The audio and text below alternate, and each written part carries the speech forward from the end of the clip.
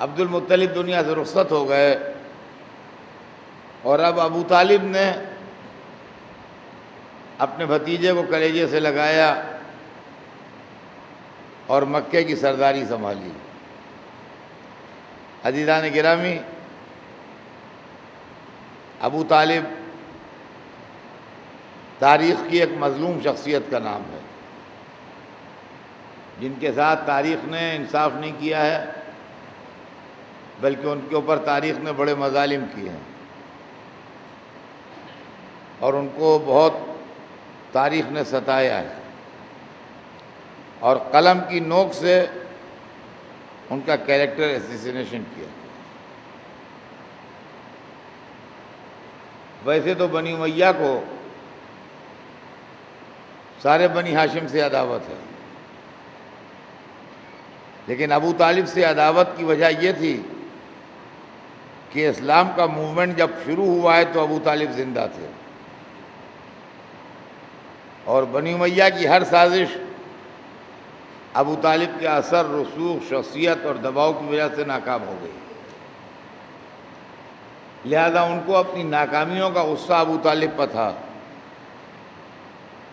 اور چونکہ ناکامیوں پر غصہ تھا لہذا انہوں نے ابو طالب کا کیریکٹر ایسیسینیشن کیا، اور ابو طالب کے متعلق تاریخ میں وہ سب کچھ لکھوا مارا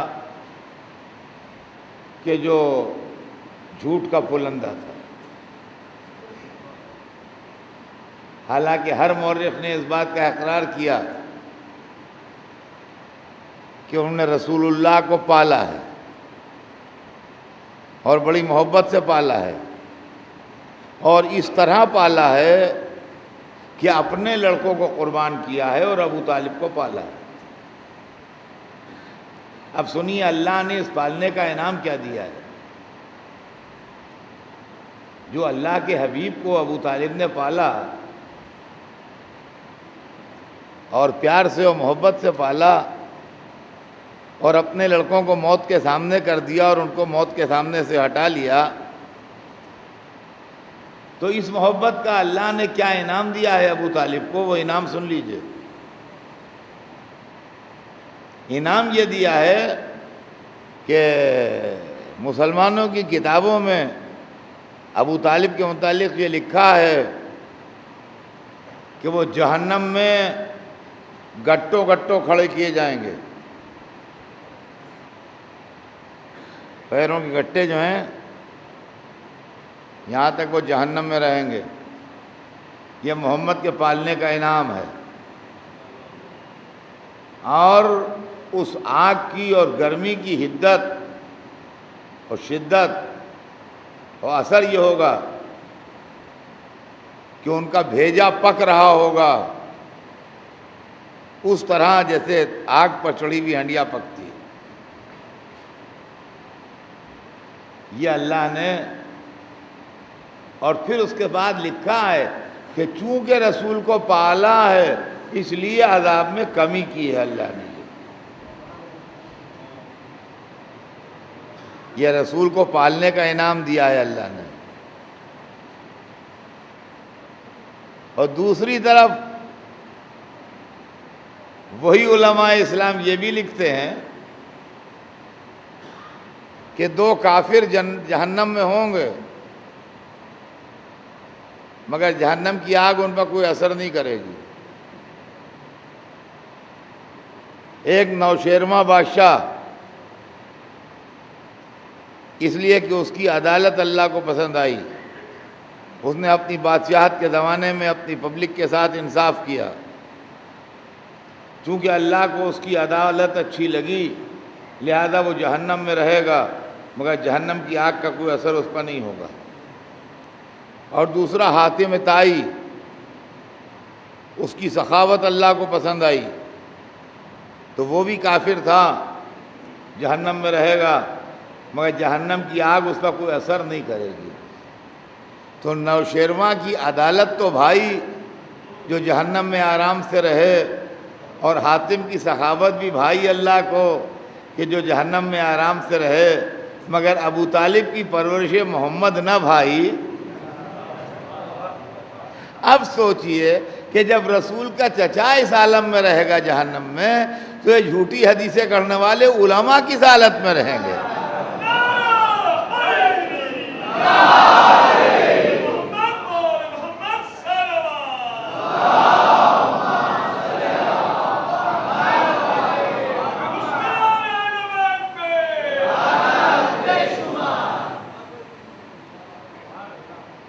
ابو طالب کے تعلق سے جو افسانے گڑھے گئے، جو روایتیں تیار کی گئیں، اور لطف کی بات یہ ہے کہ آج تک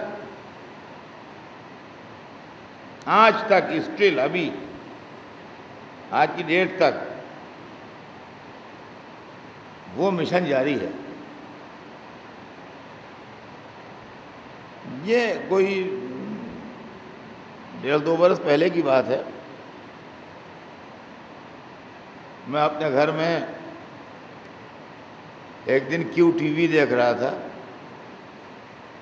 تو ایک شخص اسرار احمد نامے آتا ہے اس کے اوپر، اور قرآن شریف کا ٹرانسلیشن وغیرہ بھی کرتا ہے اور تفسیر بیان کرتا ہے۔ وہ قرآن کی تفسیر بیان کر رہا تھا، بہت فربے ہے، داڑھی واڑی منہ کا ہے، اور دشمنی اہل بیت میں بہت پختہ ہے۔ تو ان میں آیت ہے کہ اللہ جس کو چاہتا ہے ہدایت دیتا ہے، جس کو چاہتا ہے نہیں دیتا۔ تو پڑھتے پڑھتے ایک دفعہ اس نے ٹرن لیا اور کہا جیسے ابو طالب کہ رسول نے بہت چاہا کہ وہ اسلام لے آئے، مگر چونکہ اللہ نہیں چاہتا تھا کہ وہ اسلام لائیں، لہذا رسول کا چاہا بیکار چلا گیا اور وہ اسلام نہیں لائے۔ تو اس کا مطلب یہ ہے کہ یہ سارے مشن جو ہیں یہ آج تک جاری ہیں۔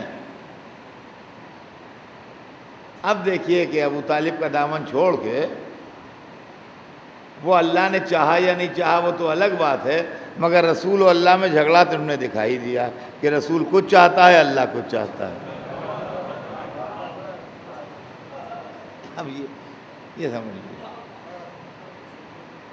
یہ تو معلوم ہی ہو گیا کہ رسول کی اللہ کی پالیسی میں اختلاف ہے۔ رسول کوئی چیز چاہتے ہیں، اللہ نہیں چاہتا، اللہ کوئی چیز چاہتا ہے، رسول نہیں چاہتا۔ یہ ہے معاملہ۔ تو وہ مشن آج تک جاری ہے۔ یہ بات میں اس لیے بھی آپ کو سنا رہا ہوں کہ جب ہمارا مخالف اپنا مشن جاری کیے ہوئے ہے، تو کیا یہ مناسب ہے کہ ہم اپنا مشن ترک کر دیں اور ہمارے بچے بے خبر رہ جائیں؟ اس لیے کہ وہ آواز تو پہنچتی رہے گی، اگر اس کا کنٹراڈکشن نہ ہوتا رہے، اس کی تردید نہ ہوتی رہے، اس کی مخالفت نہ ہوتی رہے، تو ہمارے بچے تو پھر وہی کہنے لگیں گے جو وہ کہہ رہے ہیں۔ تو یہ ہمارے یہاں جو ایک سیکشن پیدا ہو گیا ہے جو الزام دیتا ہے، وہ کہتا ہے ایسی چیز پڑھتے ہیں، یہ پڑھتے ہیں، وہ پڑھتے ہیں۔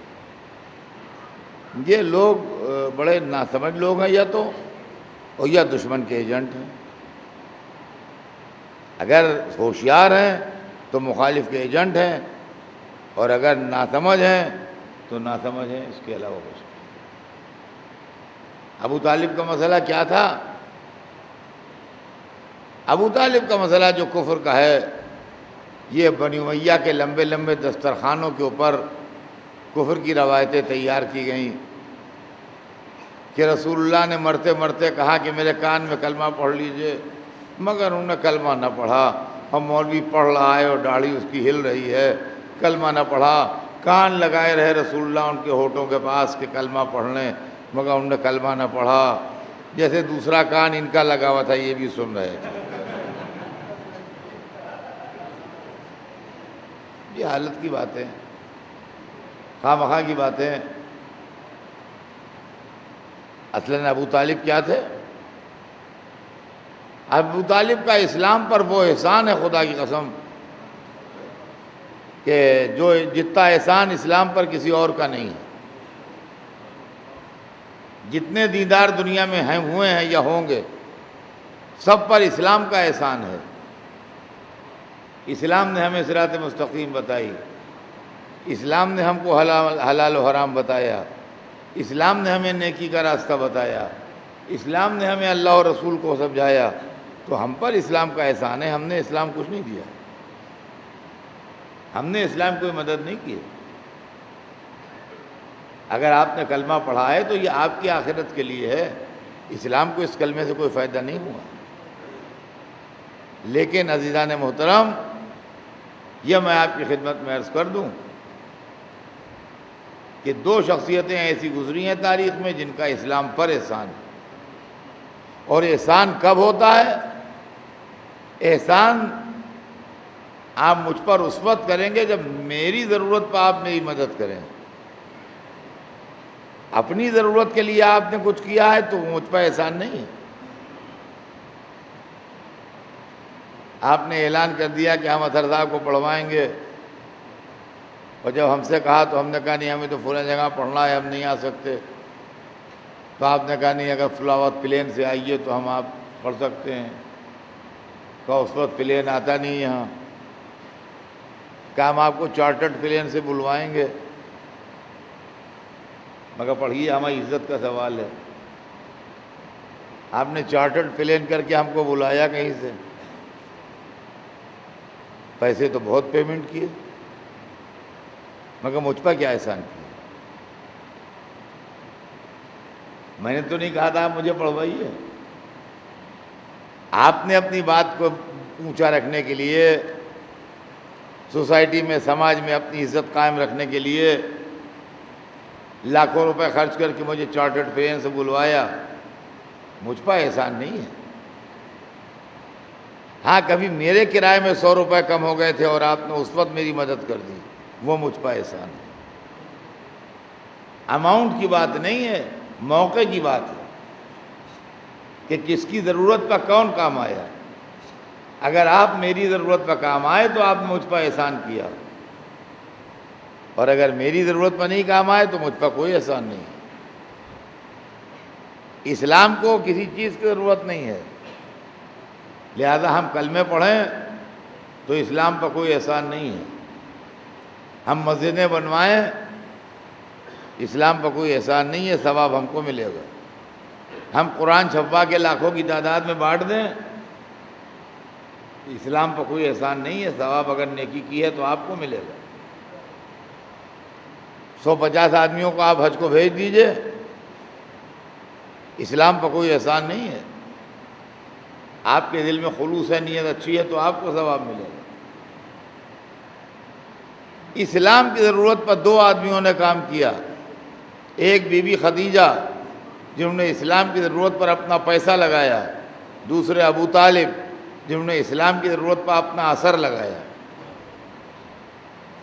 اسلام کے پاس کوئی پیسہ نہیں تھا، خدیجہ کا پیسہ لگا۔ اسلام کے پاس کوئی اثر نہیں تھا، ابو طالب کا اثر لگا۔ اللہ نے برکت عطا فرمائی ابو طالب کے اثر اور خدیجہ کے پیسے میں۔ آج مسلمانوں کے پاس پیسہ بھی ہے اور اثر بھی ہے، تو اگر ابو طالب کا اثر اور خدیجہ کا پیسہ دیکھنا ہے تو جو مسلمان سر اٹھا کے چلیے سمجھ لیجیے ابو طالب کا اثر شامل ہے، جو مسلمان روٹی کھائے سمجھیے خدیجہ کا پیسہ شامل ہے۔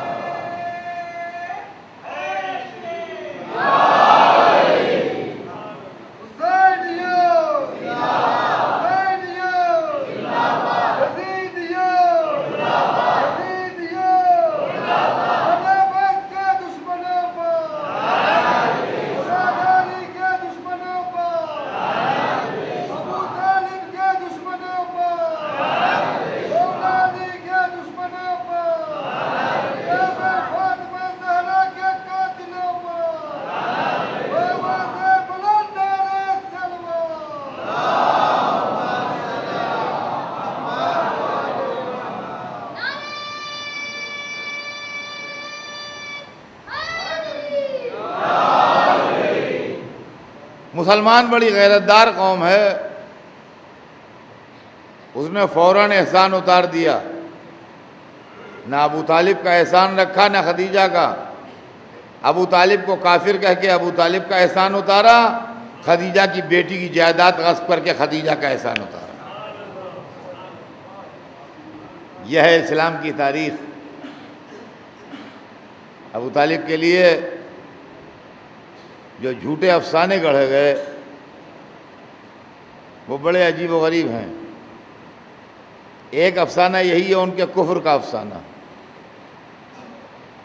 کہ وہ کافر تھے۔ دوسرا افسانہ ہے ان کی غربت کا افسانہ کہ وہ بہت غریب تھے، پیسے کو محتاج تھے، کچھ نہیں تھا ان کے پاس۔ جہاں تک کفر کا سوال ہے، کفر کے سلسلے میں میرے پاس بہت سی دلیلیں ہیں۔ عزیزان گرامی، ایک دلیل تو میری یہی ہے جو میں نے آیت پڑھی ہے، لقد من اللہ علی المومنین، اللہ نے مومنین پر یہ احسان کیا ہے۔ تو جس کی گود میں پل رہے ہیں اگر وہ مومن نہیں ہے تو کون مومن ہے؟ نمبر ایک۔ نمبر دو، آئیے آپ کو ایک دوسری چیز قرآن مجید سے سناتا ہوں۔ قرآن مجید میں آیت ہے کہ لَقَدْ أَرْسَلْنَا نُوحًا وَإِبْرَاهِيمَ وَجَعَلْنَا فِي ذُرِّيَّتِهِمَا النُّبُوَّةَ وَالْكِتَابَ فَمِنْهُمْ مُهْتَدٍ وَكَثِيرٌ مِّنْهُمْ فَاسِقُونَ۔ ہم نے بھیجا نوح اور ابراہیم کو اور قرار دیا ان کی ذریت میں نبوت و کتاب کو۔ فَمِنْهُمْ مُهْتَدٍ، ان میں سے تھوڑے سے ہدایت یافتہ تھے، وَكَثِيرٌ مِّنْهُمْ فَاسِقُونَ، اور زیادہ تر ان میں سے فاسق نکل گئے۔ ہمارا سوال یہ ہے کہ وہ ہدایت یافتہ کون لوگ تھے نسل ابراہیم میں کہ جن کا تذکرہ قرآن میں ہے؟ ان کے ناموں کی نشاندہی ہونا چاہیے۔ اور اگر وہ لوگ رسول اللہ کے خاندان والے نہیں تھے تو کیا وہ ابو سفیان کے خاندان والے تھے جن کو قرآن ہدایت یافتہ کہہ رہا ہے؟ اب آئیے تیسری دلیل سناتا ہوں آپ کو قرآن سے۔ جناب ابراہیم خانہ کعبہ بنا رہے ہیں اور اللہ کے گھر کی تیاری ہو رہی ہے، وہ گھر جس کا طواف آج تک کرتے ہیں انسان۔ اور عالم یہ ہے کہ اس کے اندر کسی گناہگار کا ہاتھ ہی نہیں لگ رہا ہے، دو نبی ایک ملک مل کے بنا رہے ہیں اس کو، جناب ابراہیم، جناب اسماعیل اور جناب جبرائیل، تین ہستیاں ہیں جو مل کے بنا رہی ہیں۔ جناب ابراہیم بنانے والے کا کام کر رہے ہیں، چنائی کر رہے ہیں۔ حضرت اسماعیل پتھر اٹھا کے لا رہے ہیں، سپلائی کر رہے ہیں۔ جناب جبرائیل وہ مسالہ بنا کے دے رہے ہیں جس سے جوڑے جاتے ہیں پتھر۔ اس طریقے سے خانہ کعبہ کی تعمیر ہو رہی ہے۔ آپ سوچئے کتنا نورانی، کتنا روحانی، کتنا پاکیزہ وقت ہوگا وہ۔ جب دیواریں تھوڑی اونچی ہو گئیں تو ضرورت پڑی ایک ایسے پلیٹ فارم کی جس کے اوپر بیٹھ کے بنانے والا بنائے۔ ہمارے یہاں جب یہ دیواریں بنتی ہیں، جب اونچی ہو جاتی ہیں تو پلیٹ فارم بنایا جاتا ہے، اس کے اوپر بیٹھ کے لوگ بناتے ہیں۔ وہاں پلیٹ فارم نہیں بنایا گیا بلکہ ایک پتھر لے آئے، اس پتھر پر کھڑے ہو کے جناب ابراہیم چنائی کر رہے ہیں۔ اب پلیٹ فارم کا معاملہ تو ہوتا ہے کہ پلیٹ فارم بنتا ہے لمبا، بنانے والا کھسک کے آگے بڑھتا ہے، پتھر لمبا تو ہے نہیں، لہذا جہاں تک بنانے والے کے ہاتھوں کا پھیلاؤ ہے وہاں تک جب بنا چکے گا تو پتھر کو کھسکانا پڑے گا۔ اللہ نے یہ کرم کیا کہ پتھر کو آٹومیٹک کر دیا، یعنی جیسے جیسے ابراہیم بناتے جائیں ویسے ویسے پتھر خود کھسکتا جائے۔ تو اب ابراہیم بناتے بھی جا رہے ہیں اور آٹومیٹیکلی گھر کا طواف بھی ہو رہا ہے۔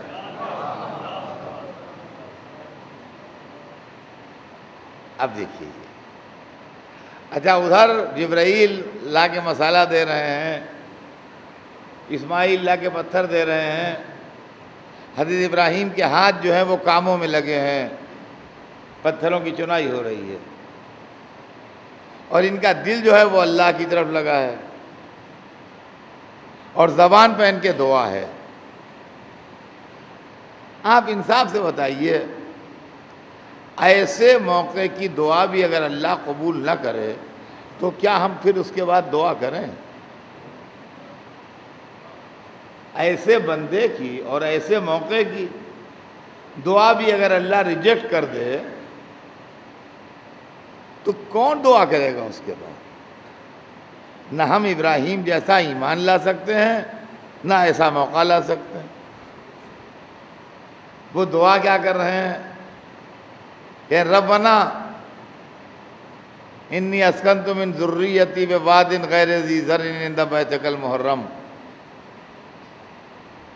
پالنے والے اے میرے رب، انی اسکنت من ذریتی، میں نے اپنے خاندان والوں میں سے کچھ کو، سب کو نہیں، انی اسکنت من ذریتی، میں نے اپنے خاندان میں سے کچھ لوگوں کو یہاں لا کے ٹھہرایا ہے، ساکن کیا ہے۔ کہاں؟ بواد غیر ذی زرع، ایک ایسے ویلی میں، ایک ایسے وادی میں کہ جہاں کھیتی باڑی نہیں ہوتی، جہاں زراعت نہیں ہوتی۔ یہ وعدے رہے کہ جہاں زراعت نہیں ہوتی وہاں زندگی مشکل ہوتی ہے، جہاں زراعت ہوتی ہے وہاں زندگی آسان ہوتی ہے۔ ربنا انی اسکنت من ذریتی بواد غیر ذی زرع، پالنے والے میں نے اپنی ذریت میں، اپنی نسل میں کچھ لوگوں کو لا کے ٹھہرایا ہے ایک ایسے ویلی میں، ایک ایسے وادی میں جہاں زراعت نہیں ہوتی ہے۔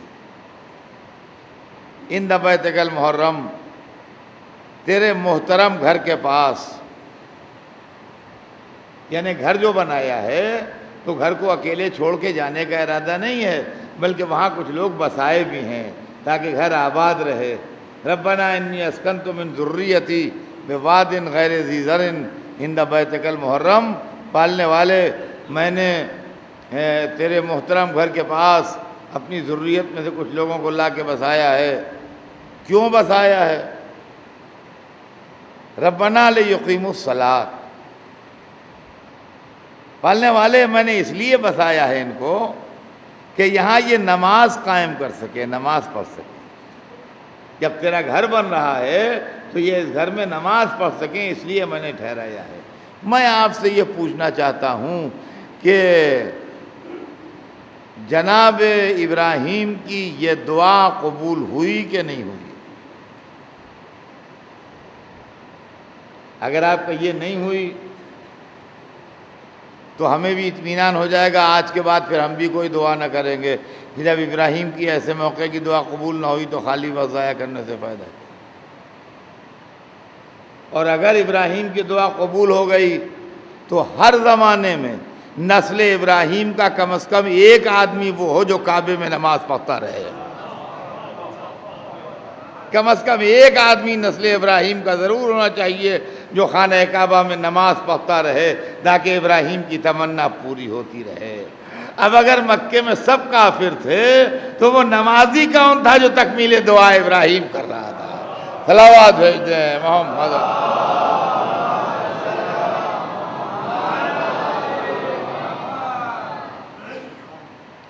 تو یہ تو ہمارے پاس قرآن پاک سے دلیلیں ہیں جن سے ہماری سمجھ میں یہ آتا ہے کہ نسل ابراہیم میں ایمان کا جلوہ ہر زمانے میں رہا۔ اب نسل ابراہیم میں ایمان کا جلوہ کس میں رہا؟ یہ اس آیت سے سمجھ میں آیا، لقد من اللہ علی المومنین۔ کہ جس سیکشن سے رسول ابھرا ایمان اس سیکشن میں رہا، ہر سیکشن میں نہیں رہا۔ اب اس کے علاوہ تاریخ کو آئیے، یہ تو میں نے قرآن سے پڑھا، اب تاریخ سے سن لیجیے۔ اور یہ بات ہماری سمجھ میں ہندوستان میں رہ کے آتی ہے۔ یہ ہندوستان ہمارا جب ملک ہے، اس کے اندر مختلف قوموں کے لوگ رہتے ہیں، مختلف خیالات کے لوگ رہتے ہیں، اور اس کے اندر رنگا رنگی ہے۔ تو ہندو کے پڑوس میں مسلمان رہتا ہے، مسلمان کے پڑوس میں پارسی رہتا ہے، پارسی کے پڑوس میں سکھ رہتا ہے، سکھ کے پڑوس میں کرسچین رہتا ہے۔ یہ مختلف مذہبوں کے رہنے والوں کا ملک ہے، کسی ایک علاقے یا کسی ایک طرح کے لوگوں کا ملک نہیں۔ تو جب پڑوس میں ایک دوسرے کے رہتے ہیں تو ایک دوسرے سے دوستی بھی ہوتی ہے، تعلقات بھی ہوتے ہیں، آنا جانا بھی ہوتا ہے، کاروبار دھندے میں شرکت بھی ہوتی ہے، سبھی کچھ ہوتا ہے۔ ہمارے پڑوس میں ایک ہندو رہتا تھا، ہمارے اس سے تعلقات تھے، وہ ہمارے ہی ساتھ ہمارے گھر میں رہتا تھا، بڑا ہمارا دوست تھا، بڑا ہمارا مخلص تھا، بڑا ہمارا چاہنے والا تھا۔ ہمارے بیٹی کی شادی میں ہر جگہ بہت خدمت کی اس نے، مگر ہندو تھا، اسلام نہیں قبول کیا تھا ہندو، مگر ہمارا بڑا لوائل تھا اور ہم سے بہت محبت کرتا۔ بیمار ہوا، ہم نے اس کا دوا علاج کیا، وقت پورا ہو گیا تھا، اچھا نہ ہوا، ایک دن مر گیا۔ جب تک سانس چل رہی تھی، جب تک ہم اسی کے بیڈ پر بیٹھے ہوئے تھے، لیکن جیسے ہی سانس نکل گئی ویسے ہی اٹھ کے 2 گز دور چلے گئے کہ بھائی لالا تو چلے گئے، اب ان کی قوم والوں کو بلاؤ، جیسا کچھ ہوتا ہو وہ کرو۔ اب تمام ہندو جمع ہو جائیں گے،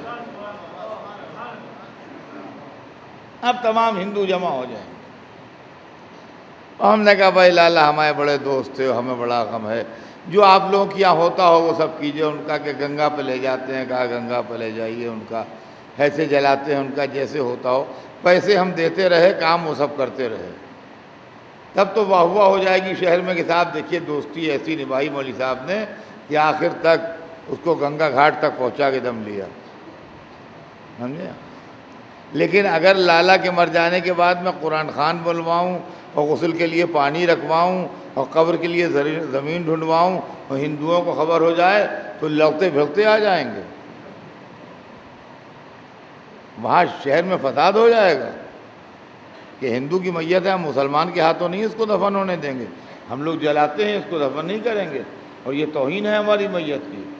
آپ ہمارا آدمی تھا، ہمیں حوالے کیجئے۔ معلومات زندگی میں آپ کسی کے ساتھ رہیے، مرنے کے بعد وہیں جاتے ہیں جس مذہب کے ہیں۔ تاریخ اسلام یہ لکھتی ہے کہ جب ابو طالب کا انتقال ہوا تو رسول و علی نے مل کے دفن کیا۔ یہ مکے کا زمانہ تھا جب مکے میں کافر پاورفل تھے، سوال یہ وہ رہے کسی کے ساتھ میں، مگر جب انتقال ہو گیا تو ان کا سگا بھائی ابو لہب کہاں مر گیا تھا جو لینے میت نہیں آیا کہ بھائی تمہارے ساتھ رہے تھے ٹھیک ہے مگر اب ہاتھ نہ لگانا۔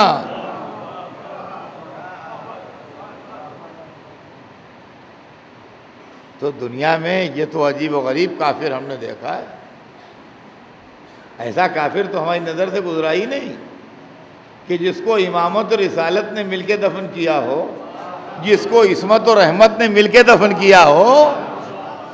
خدا ایسا کفر سب کو نصیب کرے، خدا ایسا کفر ہمیں بھی نصیب کرے۔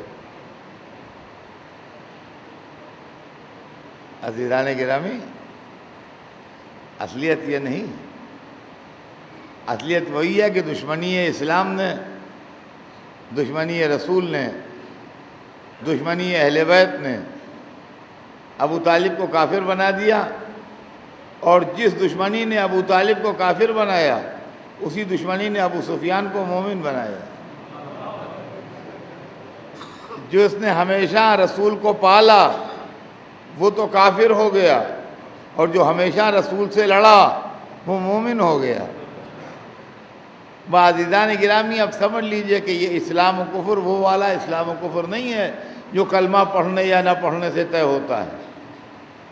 ایک اسلام و کفر وہ ہے جو کلمہ پڑھنے نہ پڑھنے سے طے ہوتا ہے کہ جس نے کلمہ پڑھ لیا وہ مسلمان، اور جس نے کلمہ نہیں پڑھا وہ کافر۔ یہ وہ والا اسلام و کفر نہیں ہے، یہ اسلام و کفر دشمنی اہل بیت سے طے ہوتا ہے۔ اس لیے کہ جو رسول سے لڑا وہ مومن، اور جو رسول کو جس نے پالا وہ کافر۔ اگر دلیل اپنے زمانے میں دیکھنا ہے تو آپ یہ دیکھ لیجئے کہ جس نے نواسے کو قتل کیا وہ مومن، اور جو عزاداری کرتے ہیں وہ کافر۔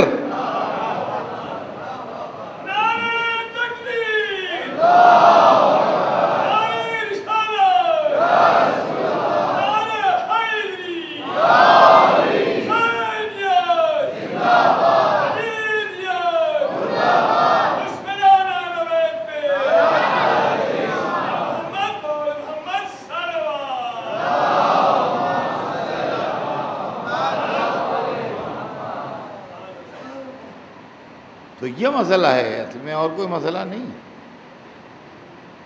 یہ غور طلب بات ہے۔ تو ایک افسانہ تو یہ کفر کا ہے، اور دوسرا افسانہ جو ہے وہ غربت کا ہے کہ ابو طالب بہت غریب تھے، کھانے کے لیے میسر نہیں تھا۔ ایک دفعہ مکے میں قحط پڑ گیا تو خاندان والوں نے سوچا کہ بھائی ابو طالب تو بھوکوں مر جائیں گے، ان کے بعد تو کچھ ہے نہیں، لہذا ابو طالب کے بچے خاندان والوں نے بانٹ لیے، اور طالب کو حمزہ نے لے لیا کہ میں پالوں گا، اور جعفر کو عباس نے لے لیا کہ میں پالوں گا، اور علی کو رسول اللہ لے گئے کہ میں پالوں گا، اور عقیل خود ابو طالب کے پاس رہے، اس لیے کہ عقیل سے ابو طالب کو محبت بہت تھی۔ یہ افسانہ اسلامی تاریخوں میں لکھا ہے۔ میں نے ایسی بہت سی حدیثیں جمع کی ہیں، اگر کبھی میری زندگی نے وفا کی تو میں ان کو کتاب کی شکل دوں گا، یا جو بھی ہو تو نہیں کہا جا سکتا، لیکن ایسی بہت سی دھاندلیاں اور بہت سے فریب و مکاریاں جو علماء اسلام نے کی ہیں وہ میں نے جمع کر کے رکھی ہیں۔ یہ جھوٹی حدیث شیعوں نے اپنی کتابوں میں بھی لکھی۔ اب آپ کہیں گے شیعوں نے کیوں لکھی ہے اپنی کتابوں میں؟ اس کے اندر ایک فریب ہے، ایک جال ہے، اس جال میں آ گئے بہت سے ہمارے لوگ کہ علی کو رسول لے گئے اور رسول نے پالا۔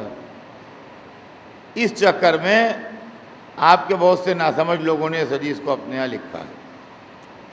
یہ میں اس لیے آپ سے سنائے دے رہا ہوں کہ کل کو آپ کسی جگہ یہ بات کوٹ کریں میری، اور کوئی کہے نہیں آپ کی فلاں کتاب میں بھی ہے، تو آپ کی نالج میں رہنا چاہیے۔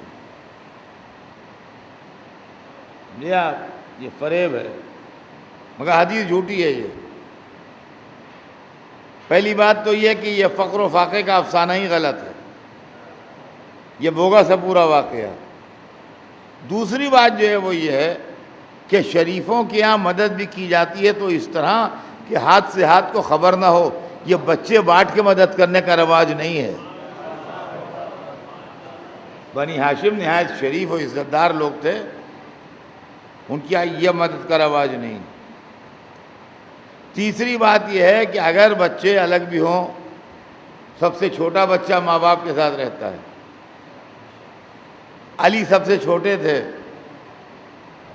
ان کو اپنے ماں باپ کے ساتھ رہنا چاہیے، اور کیا ہم نے۔ اب آئیے میں آپ کو اس کی اصلیت بتاؤں کہ اس میں جھوٹی حدیث گڑھنے والے نے دھوکہ کہاں پکایا ہے۔ علی کے بیٹوں میں 10 برس کا فرق تھا، علی کے بیٹوں میں 10 برس کا فرق تھا ابو طالب کے بیٹوں میں۔ تو علی جب 5 برس کے تھے تو جعفر 15 برس کے تھے، عقیل 25 برس کے تھے اور طالب 35 برس کے تھے، اور جب طالب 35 برس کے تھے تو حمزہ بھی 35 برس کے تھے۔ یہ عجب لطیفہ ہے کہ 35 برس کا چچا 35 برس کے بھتیجے کو پالنے کے لیے لے گیا۔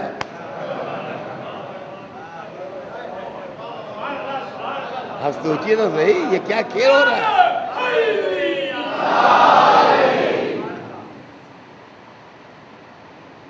35 برس کا چچا 35 برس کے بھتیجے کو پالنے کے لیے لے گیا کہ ہمیں کیا، چلو ہم تمہیں پالیں گے۔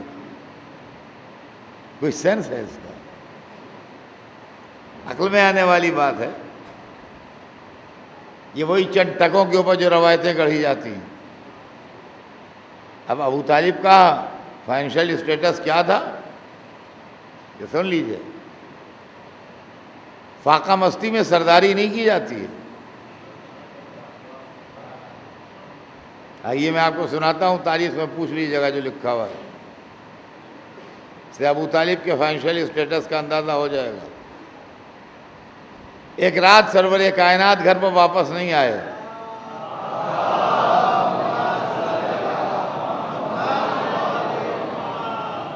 اور ابو طالب نے وہ رات بڑے اضطراب میں ٹہل کے کاٹی۔ سویرا ہوا، گھر سے نکل کے گئے جہاں قریش کے 17 آدمی بیٹھے تھے، اپنے گھر آئے، اپنے غلاموں کو آواز دی، ان میں سے 17 غلام سلیکٹ کیے، 17 سلیکٹ کیے۔ سلیکشن جب ہوگا جب کم از کم 18 تو ہوں جن میں 17 سلیکٹ ہوں، ورنہ سلیکشن کے مطلب کیا ہے؟ اسلحہ خانہ کھولا۔ فقیروں کی یہاں اسلحہ خانے نہیں ہوتے ہیں، غریبوں کی یہاں، جن کے کھانے کو نصیب نہ ہو ان کے پاس اسلحہ خانے نہیں ہوتے ہیں۔ اسلحہ خانہ کھولا، اس میں 17 برانڈ نیو خنجر نکالے، ہر ایک غلام کو ایک ایک خنجر دیا، کہا فلاں جگہ قریش کے 17 آدمی بیٹھے ہیں، جا کے بیٹھ جاؤ۔ اس طرح بیٹھنا کہ ایک ایک کی عزت پر رہے، اس طرح بیٹھنا ایسے اینگل سے کہ ایک آدمی کی عزت پر ایک آدمی رہے۔ میرا بھتیجا رات سے نہیں آیا ہے، میں بہت پریشان ہوں، مجھے امید ہے کہ ایک جگہ مجھے مل جائے گا، وہ میں وہاں جا رہا ہوں دیکھنے۔ اگر میں اس طرح داخل ہوں وہاں کہ میرا بھتیجا میرے ساتھ ہو تو جیسے بیٹھے ہو بیٹھے رہنا، میرے حکم کا انتظار کرنا، اور اگر میں اس طرح داخل ہوں کہ اکیلا ہوں تو پوچھنے کی ضرورت نہیں ہے، اپنے پہلو میں بیٹھے ہوئے آدمی کے پیٹ میں خنجر ڈال کے ہاتھ ہلا دینا اچھی طرح کہ بچے نہ۔ یہ انسٹرکشن دے کے چلے گئے، جہاں گئے تھے وہاں رسول اللہ مل گئے، وہاں سے بھتیجے کو لیے ہوئے ساتھ میں داخل ہوئے۔ جب غلاموں نے دیکھا کہ چچا بھتیجے ساتھ آ رہے ہیں تو جیسے بیٹھے تھے ویسے ہی بیٹھے رہے۔ اب عبد المطلب نے آواز دی، میرے غلاموں اٹھو، تو ہر ایک کے قریب سے ایک آدمی اٹھا، اور اس کے بعد کہنے لگے ان کو وہ چیز دکھا دو جو تم اپنے لباس میں چھپائے ہو۔ تو ہر ایک کے سامنے نیا خنجر چمکا، تو ہر ایک کی پلکیں جھپک گئیں۔ اور اس کے بعد سنبھل کے انہوں نے پوچھا ابو طالب کیا مطلب، کیا تم نے ہمارے قتل کا بندوبست کیا ہے؟ دیکھیے یہ ہیں علی کے باپ ابو طالب. قوم پوچھتی ہے ابو طالب کیا مطلب، کیا تم نے ہمارے قتل کا بندوبست کیا ہے؟ کہا ہاں. یہ ہاں ہر ایک کہہ نہیں سکتا ہے، اس ہاں کے کہنے کے لیے بڑا کلیجہ چاہیے. کہا ہاں میں نے یہ کہہ کے بٹھایا تھا ان کو کہ تمہارے پیٹ میں خنجر اتار دیں، اس لیے کہ رات سے میرا بھتیجا گھر نہیں آیا تھا، میں پریشان تھا، میں سوچ رہا تھا کہیں تمہاری کوئی شرارت نہ ہو. اور کان کھول کے سن لو کہ میرا بھتیجا کھڑا ہے، جس کا دل چاہے اس پہ ہاتھ اٹھائے، مگر پہلے اپنے کو مردوں کی فہرست میں لکھ لے، اس کے بعد ہاتھ اٹھائے.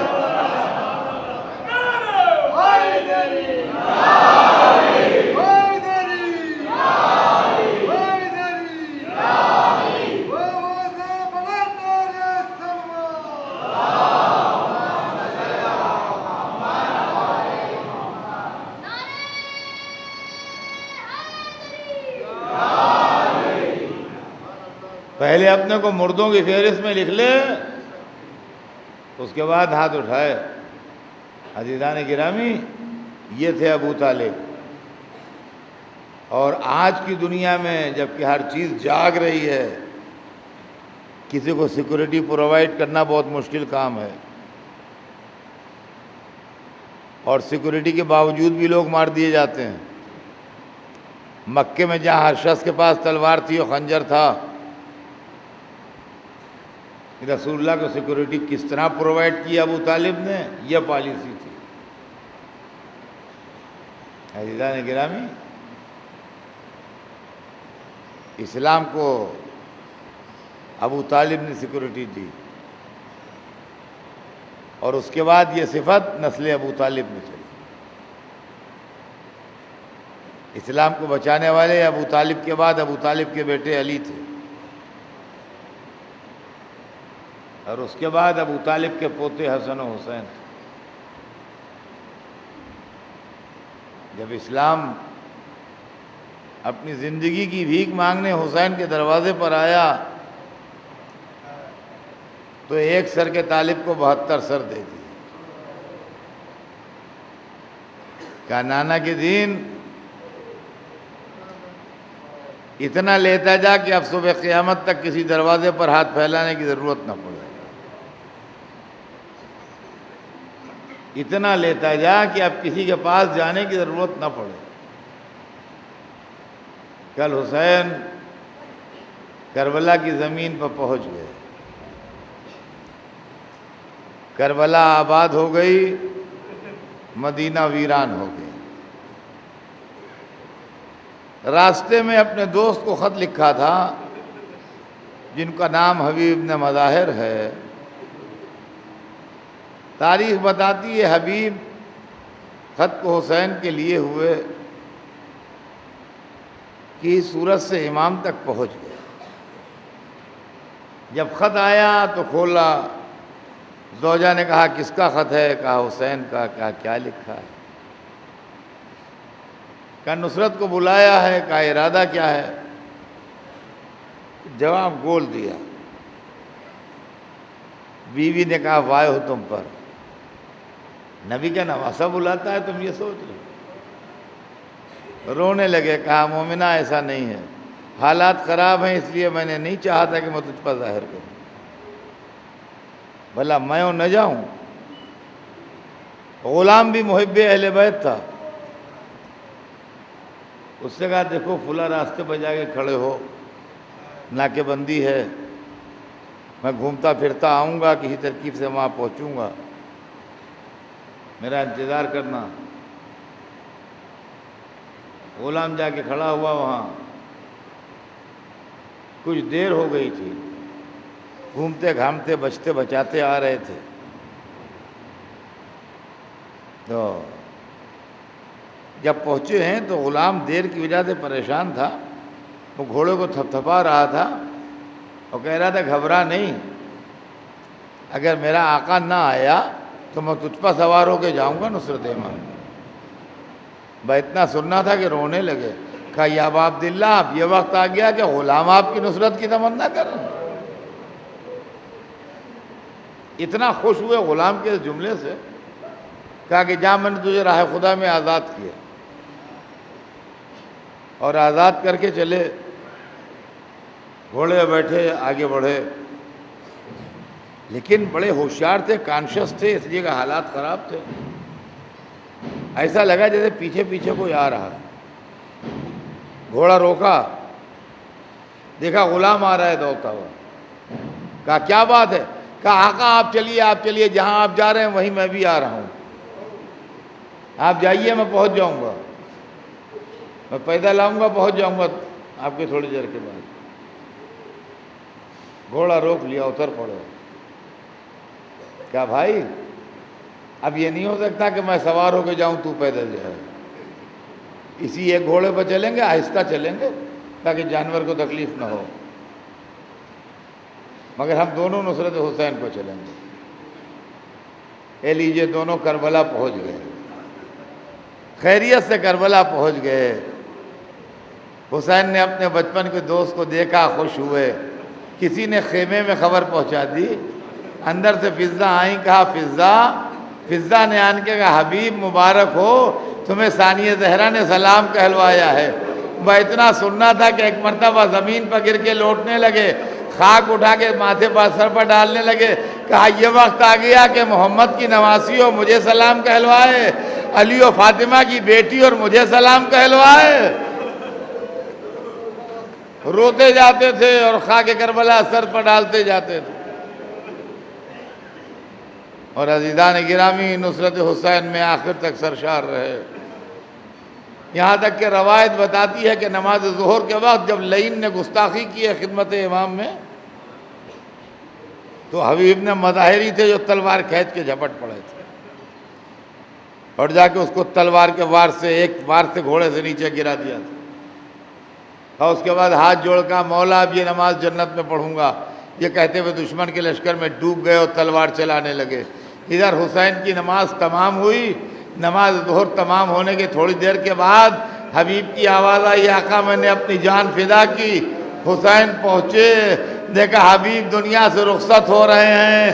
تاریخ بتاتی ہے لما قتل حبیب بان الانکسار علی وجہ الحسین، جب حبیب مار ڈالے گئے تو حسین کے چہرے پر آثار شکستگی پیدا ہو گئے، اور جب حبیب کی میت سے اٹھنے لگے تو کہا حبیب جاؤ میں بھی آ رہا ہوں۔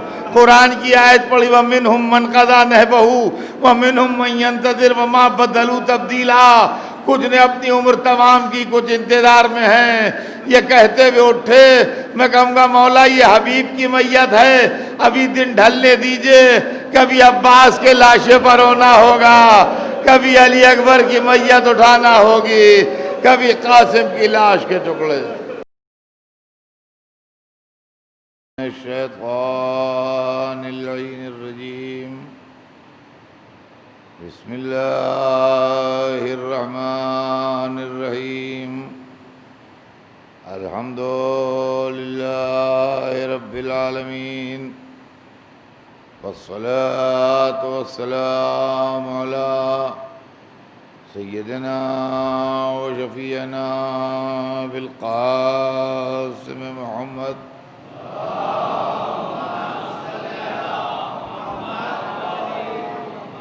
وآلہ الطیبین الطاہرین المعصومین، ولعنۃ اللہ علی اعدائہم اجمعین، من یومنا ھذا الی یوم الدین۔ اما بعد فقد قال اللہ سبحانہ تبارک و تعالی فی کتابہ المبین، وهو أصدق الصادقين، لقد من الله على المؤمنين إذ بعث فيهم رسولا من أنفسهم يتلو عليهم آياته ويزكيهم ويعلمهم الكتاب والحكمة وإن كانوا من قبل لفي ضلال مبين۔ صلوات بھیجتے ہیں محمد۔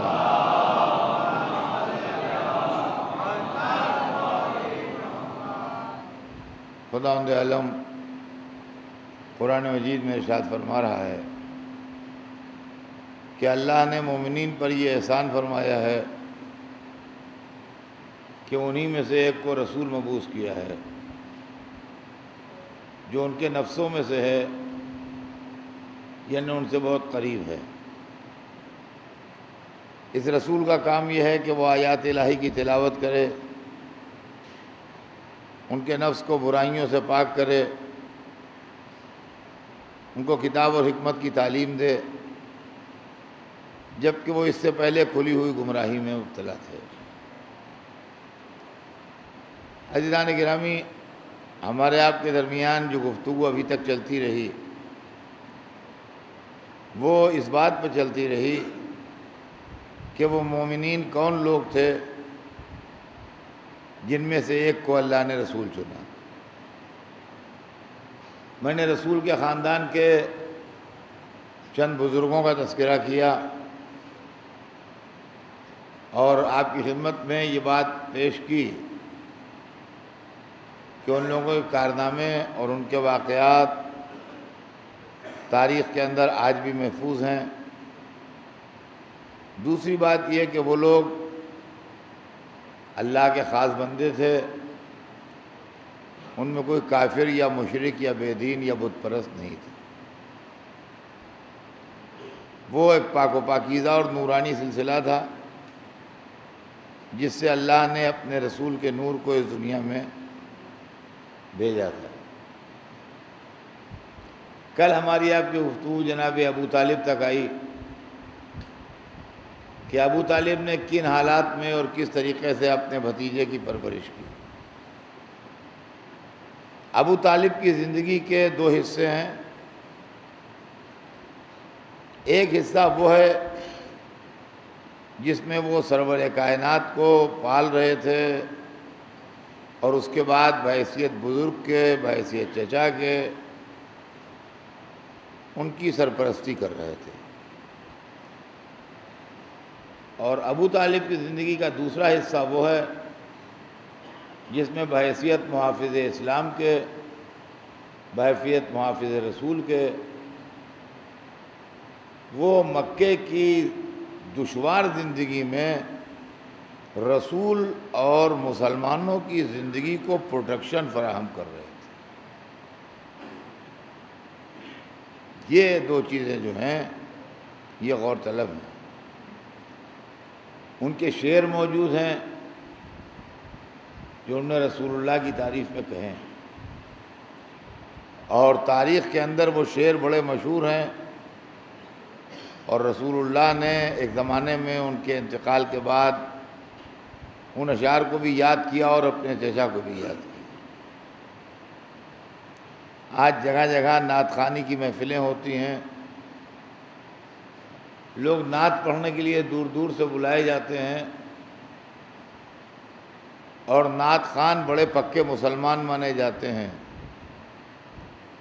سب سے پہلے نعت گو شاعر ابو طالب تھے جنہوں نے مدح رسول میں شعر کہے۔ اس کے بعد دنیا میں نعت خوانی اور نعت گوئی کا سلسلہ شروع ہوا۔ اسی طریقے سے مشکلات میں، دشواریوں میں، مخالفتوں میں ہر موقع پر ابو طالب جو ہیں وہ سامنے تھے، اور ہر موقع پر مقابلہ کر رہے تھے، اور ان کی زندگی ایک تاریخ کا چمکتا و روشن ورق ہے۔ صرف ایک واقعہ آپ کو حضرت حمزہ کا سناؤں۔ اسلام کی تاریخ جو لکھی گئی یا جس طرح اس کا انٹرپریشن ہوا وہ اتنا غلط طریقہ ہے کہ جس کا جواب نہیں ہے۔ آپ تاریخ پڑھیے تو آپ کو اس کے اندر ایک بڑی موٹی سی سرخی ملے گی ہر تاریخ میں، حمزہ کا اسلام لانا۔ وہ لوگ جو تاریخ پڑھتے ہیں یا کتابیں پڑھتے ہیں ان کو اس بات کا اندازہ ہوگا کہ بہت موٹے حرفوں میں ہیڈنگ لکھی ہوتی ہے، حمزہ کا اسلام لانا۔ اب ذرا حمزہ کا اسلام لانا آپ سنیے گا ذرا کہ کیا مکاری ہے اس کے اندر۔ اسلام لانے کا مطلب یہ ہے کہ پہلے وہ کافر تھے، یہ تو اسلام لائے۔ بھائی لفظ خود بتا رہا ہے کہ اس کے اندر مطلب کیا ہے۔ حمزہ کا اسلام پہلے نہیں تھا اسلام ان کے پاس، پھر وہ اسلام لائے۔ یہ تو ہیڈنگ پڑھی ہم نے۔ اب جب اس کے نیچے کا مضمون پڑھا تو اس میں لکھا ہے کہ ایک دن ابو جہل نے رسول کی شان میں بڑی گستاخیاں کی اور آپ کے لیے بڑے نازیبا اور بڑے گندے کلمات استعمال کیے۔ آپ نے پلٹ کے اس کو کوئی جواب نہیں دیا اور اپنے راستے پر چلے گئے۔ حمزہ شکار کے شوقین تھے، سویرے اٹھ کے نکل جاتے تھے تیر کمان لے کے، اور مکے کے آس پاس جو پہاڑیاں تھیں ان میں شکار کھیلا کرتے تھے اور شکار کھیل کے واپس آتے تھے۔ حمزہ شکار کھیل کے واپس آ رہے، ایک خاندان وہاں میں رہتا تھا، بنو کہتا تھا۔ اس خاندان میں ایک لڑکی بیٹھی تھی راستے میں کہیں، اس نے حضرت حمزہ کو روکا۔ بوڑھی عورت تھی پرانی، حمزہ کی کنیت ابو عمارہ تھی۔ وہ لونڈی کہنے لگی کہ اے ابو عمارہ، آج تمہارے بھتیجے سے ابو جہل نے بہت بدتمیزی کی اور بہت نازیبا جملے ان کے لیے استعمال کیے، اور ان بیچارے نے کوئی جواب نہیں دیا۔ یہ تم لوگوں کیا ہو گیا ہے کہ تمہارے بھتیجے کے لیے اس طرح کی لوگ باتیں کرتے ہیں؟ حمزہ کو یہ سن کے غصہ آیا، وہ مسجد الحرام کی طرف آئے تو دیکھا کہ ابو لہب ابو جہل بیٹھا ہوا ہے۔ کہتے ہیں حمزہ کی جو کمان تھی وہ لوہے کی تھی، انہوں نے کمان ہاتھ میں لے کے ابو جہل کے سر پر ایک ماری۔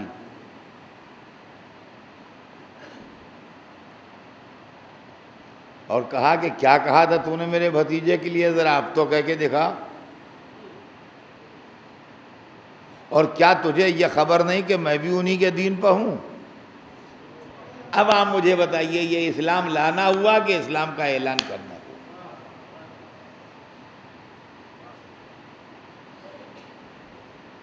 کیا تجھے خبر نہیں کہ میں بھی انہی کے دین پر ہوں؟ یہ انہی کے دین پر ہوں کا لفظ جو ہے اس کو تاریخ نے اس طریقے سے ٹویسٹ کر کے لکھا ہے کہ حمزہ کا اسلام لانا۔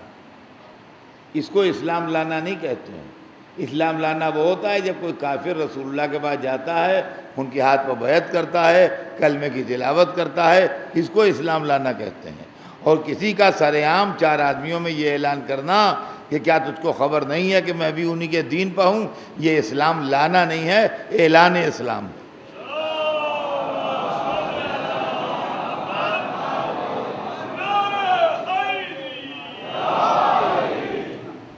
بہرحال اب مجھے اپنے مضمون کا رخ بدلنا ہے، اس لیے کہ کافی وقت گزر گیا اسی مضمون کے اوپر، اور مجھے اور بھی چیزیں ہیں جو آپ کے سامنے سنانا ہے اور پڑھنا ہے۔ لیکن آج اس سلسلے کے آخری بیان میں نے رسول کے خاندان کی جھلکیاں تو آپ کو دکھائیں، لیکن ادھر والا جو بنی امیہ کا خاندان ہے اس کا کوئی تذکرہ 3-4 دن سے نہیں ہوا، بس امیہ ہی کا تذکرہ ہوا تھا، اور اس کے بعد سے اس کے آگے کوئی تذکرہ نہیں۔ تو آج میں چاہتا ہوں کہ ذرا ادھر کا جلوہ بھی آپ کو دکھا دوں، اور اس کے بعد کل سے میرا بیان جو ہے وہ اپنا دوسرا رخ بدلے گا۔ امیہ زیادہ تر شام میں رہا، کبھی کبھی مکے آتا تھا، مگر زیادہ اس کا قیام شام میں رہا۔ امیہ کا بیٹا تھا صخر، امیہ کا لڑکا تھا جس کا نام تھا صخر۔ صخر کے لیے تاریخ کچھ نہیں لکھتی کہ اس کی ایکٹیویٹیز کیا تھی، سوائے اس کے کہ وہ تجارت میں اپنے رہتا تھا اور کاروبار و دھندے میں لگا رہتا تھا، اور شام میں بھی رہتا تھا اور مکے میں بھی رہتا تھا، لیکن اس نے کوئی مقابلہ عبد المطلب سے نہیں کیا۔ وہ عبد المطلب کا کنٹمپریری تھا، صخر جو تھا وہ عبد المطلب کا کنٹمپریری تھا، لیکن اس نے کوئی مقابلہ عبد المطلب سے نہیں کیا۔ یا وجہ یہ ہو کہ عبد المطلب کی طاقت اتنی زیادہ بڑھ چکی تھی کہ صخر کی یہ ہمت نہیں پڑی کہ عبد المطلب کے سامنے آ کے کبھی کوئی بات کر سکے۔ لیکن تاریخ یہ بتاتی ہے کہ صخر امیہ کا بیٹا تھا اور عبد المطلب کا کنٹمپریری تھا۔ صخر کے متعلق یہ بھی تاریخ میں لکھا ہے کہ عرب کی ایک بہت زیادہ آوارہ عورت جس کی آوارگی اور بدچلنی پروفیشنل تھی، جب اس کی عمر ڈھلنے لگی تو صخر نے اس کو اپنے گھر بٹھا لیا تھا، اور اس کا نام فاختہ تھا۔ اس عورت کا نام فاختہ تھا، اسی بد کردار عورت کا نام فاختہ تھا۔ اس سے صخر کے دو اولادیں ہوئیں، ایک بیٹا ہوا ایک بیٹی ہوئی۔ بیٹے کا نام اس نے حرب رکھا اور بیٹی کا نام ام جمیل رکھا۔ اس کا بیٹا جو تھا وہ حرب کہلایا اور بیٹی جو تھی وہ ام جمیل کہلائی۔ اب یہ دونوں جو تھے یہ تاریخ کے اندر بہت زیادہ پاپولر ہوئے، حرب بھی اور ام جمیل بھی۔ حرب وہی آدمی ہے جس کو تاریخ نے ابو سفیان کے نام سے پکارا ہے۔ ابو سفیان کا اصلی نام حرب تھا اور یہ صخر کا بیٹا تھا اور امیہ کا پوتا تھا۔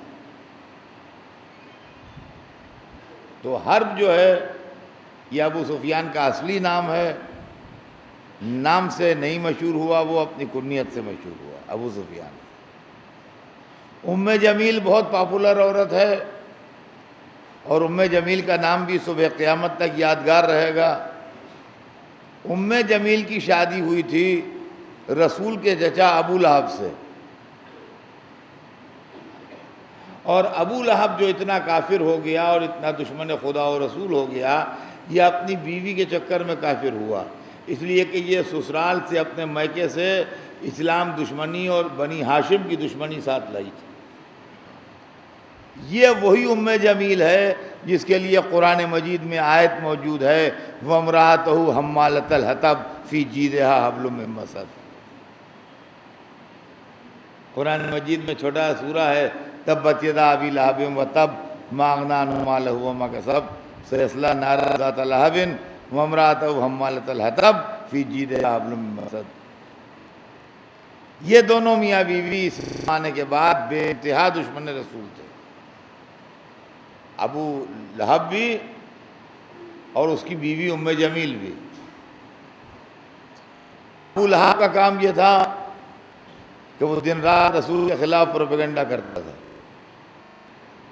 ام جمیل کا کام یہ تھا کہ وہ عورتوں کو جا کے حضرت خدیجہ کے خلاف بھڑکاتی تھی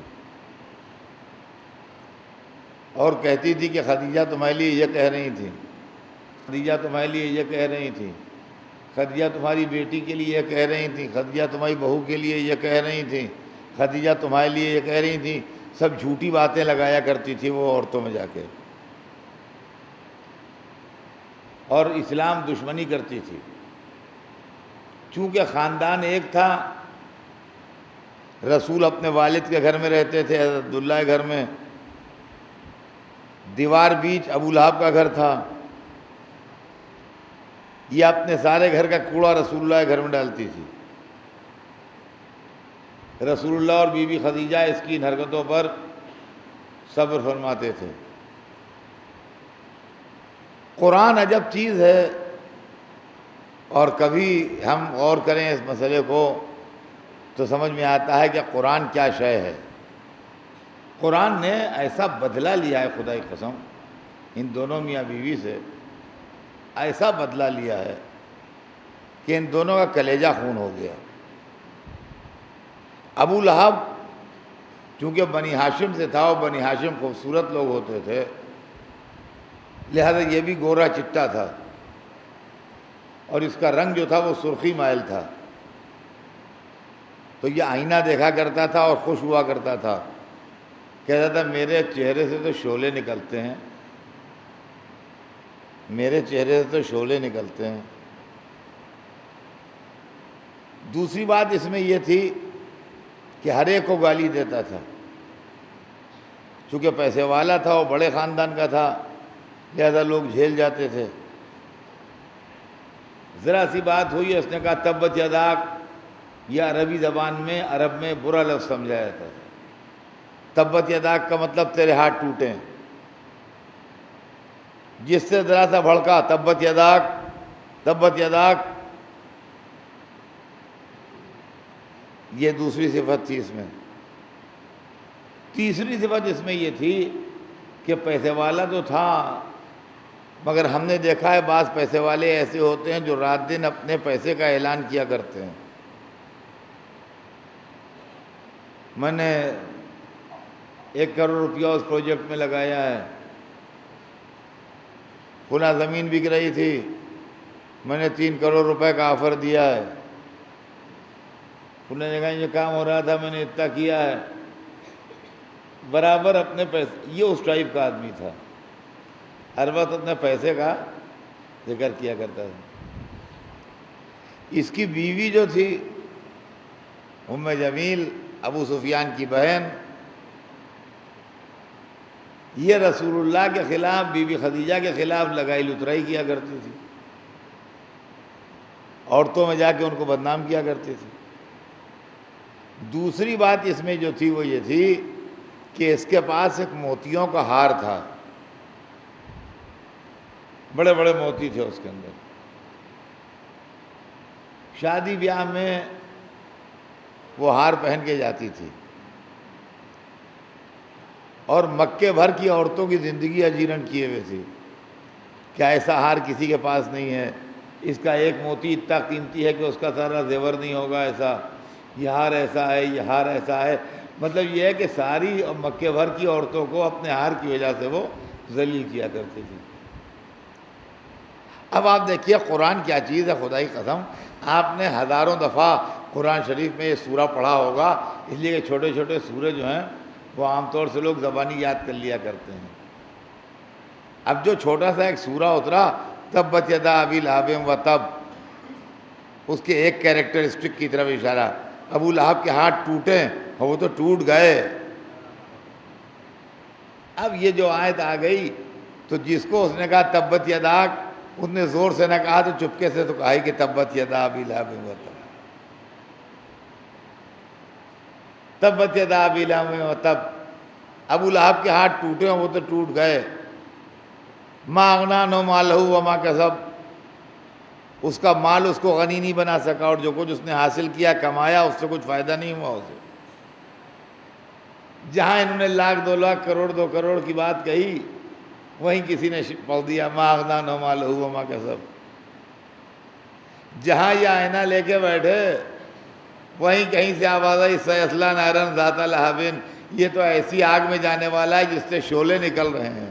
دیکھیں کیا بیوٹی ہے قرآن میں کہ بھئی جب تمہارے چہرے سے شعلے نکل رہے ہیں تو شعلوں کا یہاں آبادی میں کیا کام، وہیں جاؤ جہاں شعلے نکل رہے ہیں۔ سیصلی نارا ذات لہب، وہ تو ایسی جہنم میں پہنچنے والا ہے جس سے شعلے نکل رہے ہوں گے۔ اب اس کے بعد جو پلٹتا ہے قرآن، 3 آیتیں تو ہو گئی ان کے لیے، 2 آیتیں ان کی بیوی کے لیے بھیج دیں۔ وَامْرَأَتُهُ، دیکھیے یہ لینگویج ہے، ہر زبان میں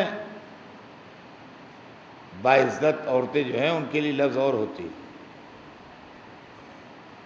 اور ذلیل اور کمتر درجے کی جو عورتیں ہیں ان کے لیے لفظیں اور ہوتی ہیں۔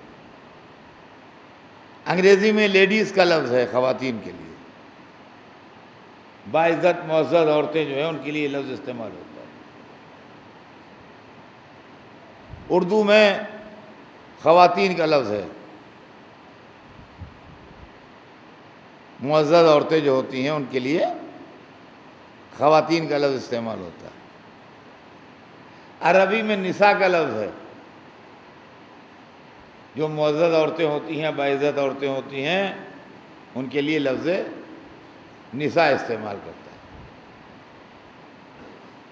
یا ایھا النبی قل لازواجک بناتک ونساء المؤمنین، اے رسول کہہ دیجئے اپنی بیٹیوں سے، اپنی بیویوں سے اور مومنین کی خواتین سے۔ یا ازواج پیغمبر کا ذکر ہے تو یا نساء النبی لستن کاحد من النساء، عربی میں نساء کا لفظ استعمال ہوتا ہے معزز خواتین کے لیے۔ اور اردو زبان میں بھی جب خالی لفظ عورت استعمال ہو تو وہ ذلیل و پس درجے کے لوگوں کی عورتوں کے لیے استعمال ہوتا ہے۔ ان کا وہ خدمت جو کرتا ہے، خدمتگار کی عورت آئی تھی، وہ فریاد کر رہی تھی کہ وہ پیسے سب باہر اڑا دیتا ہے، گھر میں نہیں دیتا ہے۔ اس طرح کی جو عورتیں ہوتی ہیں، کام والی عورت آئی تھی، وہ کہہ رہی تھی ہمیں پیسے بڑھائیے، ہم اتنے میں نہیں کریں گے۔ یہ عورت کا لفظ یہاں پہ استعمال ہوتا ہے۔ قرآن نے اس کی بیوی کی عزت خاک میں ملا دی لفظ امرات استعمال کر کے، وَامْرَأَتُهُ، اور اس کی عورت۔ حمالۃ الحطب، لکڑیاں ڈھونے والی ہے۔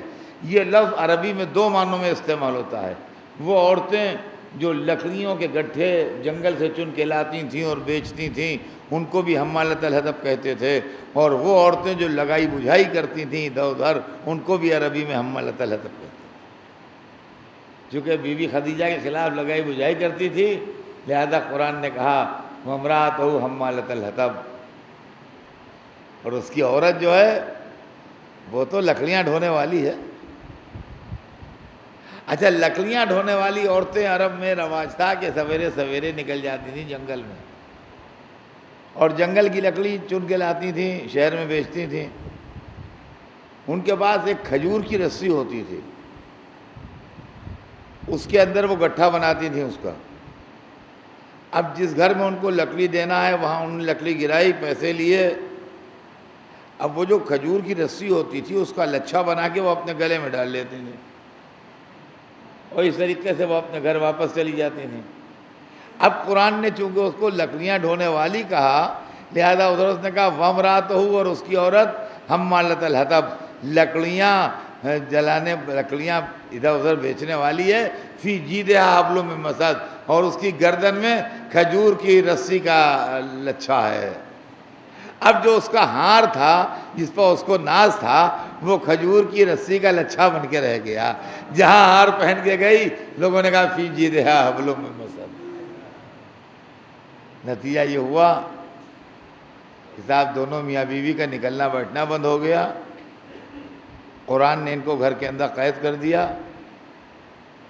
ان کے موافق ہوں یا ان کے مخالف ہوں، جو تھا وہ مسکرا کے ان کے لیے آیتیں پڑھتا تھا، اور چھوٹے سے ایک سورے نے ابو لہب اور ام جمیل کی زندگی کو ایسا برباد کیا کہ یہ دونوں گھل گھل کے مر گئے، اور ان کا کوئی داد فریاد سننے والا بھی نہ رہا۔ یہ بنی امیہ تھے۔ ابو سفیان اعلان اسلام تک اس کی کیا ایکٹیویٹیز رہیں مجھے نہیں معلوم، کاروبار میں، تجارت میں لگا رہا ہوگا۔ جیسے ہی اسلام آیا، اس کو موقع مل گیا بنی ہاشم کے خلاف موومنٹ چلانے کا، اور اس نے عرب کے رسم و رواج کے نام پر جاہلیت کے کسٹم اینڈ ٹریڈیشنز کے نام کے اوپر، اپنے بزرگوں کے طور طریقے کے نام کے اوپر، بتوں کی عزت کے نام کے اوپر اسلام کے خلاف لوگوں کو آرگنائز کرنا شروع کیا، اور یہ سوچنے لگا کہ اب ہم ان کو مٹا دیں گے اور ان کو فنا کر دیں گے، اس لیے کہ سوسائٹی اور سماج کی میجارٹی ہمارے ساتھ ہے۔ مگر مشکل یہ ہے کہ میجارٹی جو چیز مان رہی تھی اس میں معقولیت نہیں تھی، اور اسلام جو کہہ رہا تھا اس کے اندر سینس تھا، معقولیت تھی۔ نتیجہ یہ ہوا کہ مخالفت کے باوجود اسلام پھیلتا رہا، ابو سفیان مخالفت کرتا رہا۔ 3 آدمی تھے مکے میں جن کے ہاتھ میں لیڈرشپ تھی۔ اس کمیٹی کا سب سے جونیئر آدمی جو تھا وہ ابو سفیان تھا۔ ابو لہب، ابو جہل، ابو سفیان، یہ 3 آدمی تھے جو اینٹی اسلام موومنٹ کے سردار تھے۔ ابو سفیان ابو جہل اور ابو لہب کے مقابلے میں ینگ تھا، اس کی ایج ابو جہل اور ابو لہب کے مقابلے میں کم تھی۔ وہ دونوں بوڑھے ہو گئے تھے، یہ جوان تھا، لہذا یہ زیادہ ایکٹیو تھا اوروں کے مقابلے میں۔ آپ جو میں پڑھ رہا ہوں اس کو غور سے سنیے اور سوچئے کہ جس چیز کو آپ اسلام کہتے ہیں وہ کتنی بڑی دھاندلی اور مکاری سے دوچار ہوا ہے۔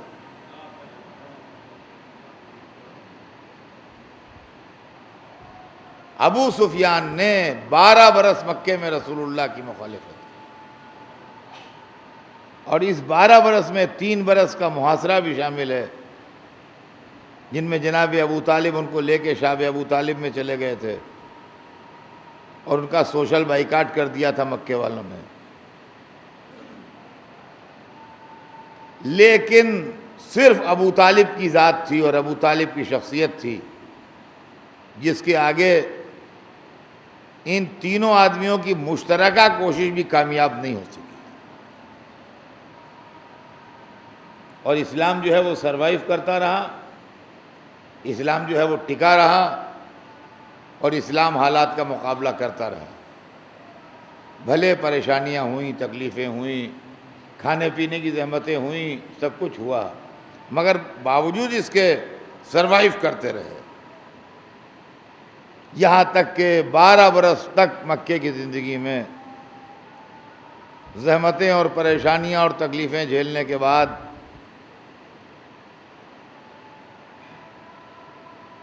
جناب ابو طالب اور بی بی خدیجہ کا انتقال ہو گیا۔ نہ ابو طالب رہے نہ خدیجہ رہیں، اور بڑے شارٹ ٹائم میں دونوں ایک آگے پیچھے انتقال کر گئے۔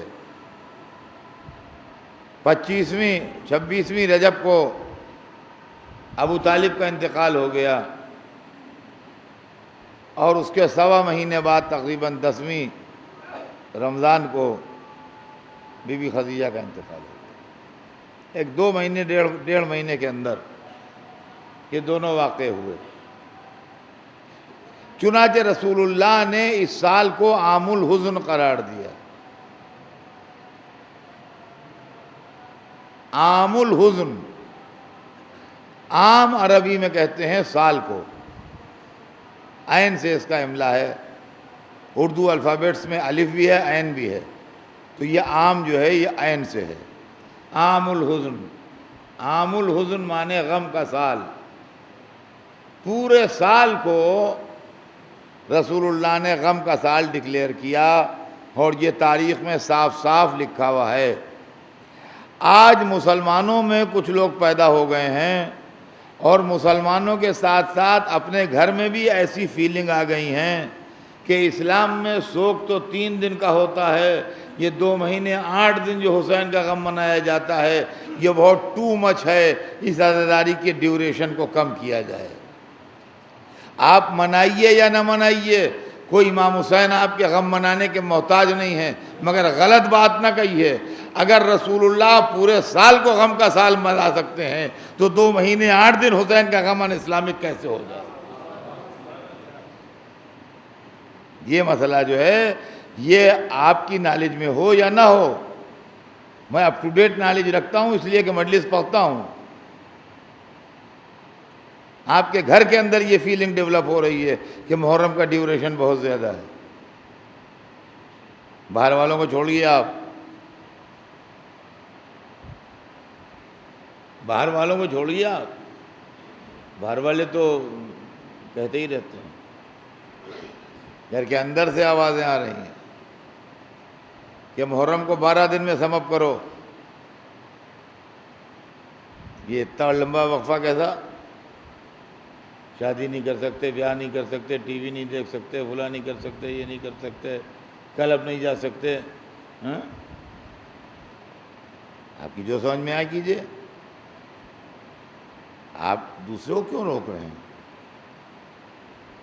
اور دوسری بات یہ ہے کہ آپ اپنی غلط بات کو اسلامی بات بنائے کیوں پیش کر رہے ہیں؟ بھائی جس کا نہ دل چاہے وہ شب عاشور غم نہ منائے۔ امام حسین کسی کے غم کے محتاج تھوڑی ہیں، ان کے سر پر ہمارے آنسوؤں کا تاج نہیں ہے کہ آنسو کم ہو جائیں گے تو حسین کی عظمت کم ہو جائے گی، ان کے سر پر اپنی شہادت کا تاج ہے۔ لیکن یہ طریقہ جو ہے یہ غلط ہے، اور اس طریقے میں ظاہر ہے کہ جب چاہنے والوں اور عزاداروں کی دل آزاری ہوتی ہے تو وہی پلٹ کے کہیں۔ چنانچہ بات کہہ رہا تھا کہ 12 برس تک ابو سفیان اسلام کی مخالفت کرتا رہا، یہاں تک کہ رسول اللہ نے ہجرت فرمائی، اور رسول اللہ ہجرت فرما کے مکے سے مدینے تشریف لے گئے۔ مدینے میں ابو سفیان نے لشکر بھیجے، پہلی لڑائی بدر کی لڑائی ہوئی، سب کو معلوم ہے۔ بدر کی لڑائی میں ابو سفیان آیا نہیں تھا، ابو جہل گیا تھا۔ بدر کی لڑائی میں کھلے میدان میں ابو جہل مارا گیا، لڑائی میں زندہ پلٹ کے نہیں آیا۔ ابو لہب نے جب یہ سنا کہ لڑائی کافر ہار گئے تو غم کے مارے تھوڑے دنوں میں مر گیا۔ نتیجہ ہوا کہ یہ 2 سینئر جو تھے ممبر اس کے، یہ دونوں مر گئے، ابو جہل بھی مر گیا، ابو لہب بھی مر گیا۔ اب ٹوٹل لیڈرشپ جو تھی کفار کی وہ ابو سفیان کے ہاتھ میں آئی۔ ابو سفیان نے رسول کی مخالفت میں مسلسل کوشش کی۔ احد کا لشکر لے کے ابو سفیان گیا، خندق کی پوری لڑائی ابو سفیان نے آرگنائز کی، خیبر کے یہودیوں کو ابو سفیان نے اونچا کیا، یہاں سے وہاں تک ابو سفیان کا اینٹی اسلام رول ہے، یہاں تک کہ مکہ فتح ہو گیا، یہاں تک کہ مکہ فتح ہو گیا۔ اور مکہ فتح ہونے سے پہلے جس رات سرور کائنات پہنچے ہیں مکے میں اور سویرے مکے میں داخل ہوئے، 10,000 کا لشکر آپ کے ساتھ تھا۔ جب مکے کے باہر پہنچے ہیں تو شام ہونے کے قریب تھی، تھوڑی دیر میں سورج ڈوبنے والا تھا۔ رسول اللہ نے اپنے لشکر والوں سے یہ کہا کہ دشمن کے شہر میں ہم داخل ہو رہے ہیں، لیکن ساتھ ہی ساتھ وہاں اللہ کا گھر بھی ہے، لہذا وہ شہر قابل احترام بھی ہے، لہذا میں نہیں چاہتا کہ رات کو ہم لوگ وہاں داخل ہوں اور کوئی شرارت کرے اور تلوار چلے اور خون بہے، لہذا رات بھر مکے کے باہر ٹھہرے رہو، کل سویرے جب دن کی روشنی پھیل جائے گی تب ہم مکے میں داخل ہوں گے۔ رسول نے حکم دیا، مکے کے باہر میدان میں یہاں سے وہاں تک 10,000 کا لشکر ٹھہر گیا، خیمے لگ گئے، سب کچھ ان کا انتظام ہو گیا۔ اس وقت مکہ کی پہاڑی پر 2 آدمی چڑھے لشکر رسول دیکھنے کے لیے، ایک کافر تھا ایک مسلمان تھا، ایک بنی امیہ میں سے تھا، ایک بنی ہاشم میں سے تھا۔ مسلمان جو صاحب تھے ان کا نام تھا عباس ابن عبد المطلب، رسول کے چچا، اور کافر جو تھا اس کا نام تھا ابو سفیان۔ دونوں میں دوستی بہت پرانی تھی، لہذا دونوں دیکھنے کے لیے لشکر چڑھے۔ عباس مسلمان ہو چکے تھے، ابو سفیان کافر تھے۔ عباس بنی ہاشم میں تھے، ابو سفیان بنی امیہ میں تھا۔ جنگ باز ابو سفیان نے جو لشکر دیکھا تو اس کو لشکر کی طاقت کا اندازہ لگانے میں دیر نہیں لگی۔ زندگی پوری میدان جنگ میں گزارنے والا اور لشکروں پر لشکر لے جانے والا، اس کو ٹائم نہیں لگا لشکر کی طاقت کا اندازہ لگانے میں۔ انہوں نے دیکھا لشکر ایک دفعہ اور حیرت سے کہا کہ اوفو، تمہارے بھتیجے نے بہت بڑی حکومت بنا لی۔ دیکھ کے اس کی آنکھیں پھٹی رہ گئیں، اس نے کہا اوفو، تمہارے بھتیجے نے بہت بڑی حکومت بنا لی۔ باوجود اس کے کہ دوستی تھی، مگر عباس کو یہ بات اتنی بری لگی کہ انہوں نے کوہنی ماری اس کو اور کہا بدبخت، یہ حکومت نہیں ہے، رسالت ہے۔ عزیزان گرامی، بس یہیں سے مسئلہ سمجھ لیجئے گا کہ ابھی خیریت ہے۔ مسلمان لشکر اسلام کو دیکھ کے کہتا ہے یہ رسالت ہے، کافر لشکر اسلام کو دیکھ کے کہتا ہے یہ حکومت ہے۔ لیکن جب سویرے یہ ابو سفیان بھی سیاسی اعتبار سے مسلمان ہو گیا تو اب مسلمانوں ہی میں دو طرح کے لوگ ہو گئے، ایک رسالت سمجھنے والے، ایک حکومت سمجھنے والے۔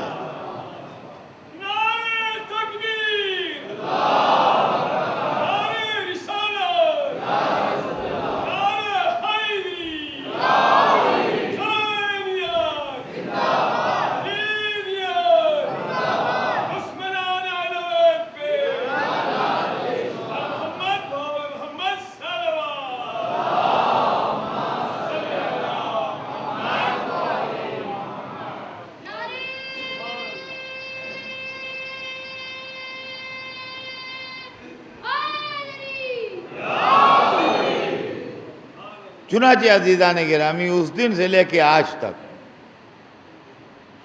جو اسلام کے اندر بربادی ہے وہ اسی حکومت کی پیدا کردہ ہے جس کے تصور سے لوگ اسلام میں داخل ہوئے تھے۔ غور طلب بات یہ ہے کہ فتح مکہ کے دن مسلمان ہونے والا ابو سفیان اتنا امپارٹنٹ کیسے بن گیا کہ اس کے بیٹوں کو شام کی گورنری مل گئی اور اس بہانے وہ اسلام پر قابض ہو گیا، اور اسلام میں پہلی حکومت جو بنی وہ بنی امیہ کی بنی۔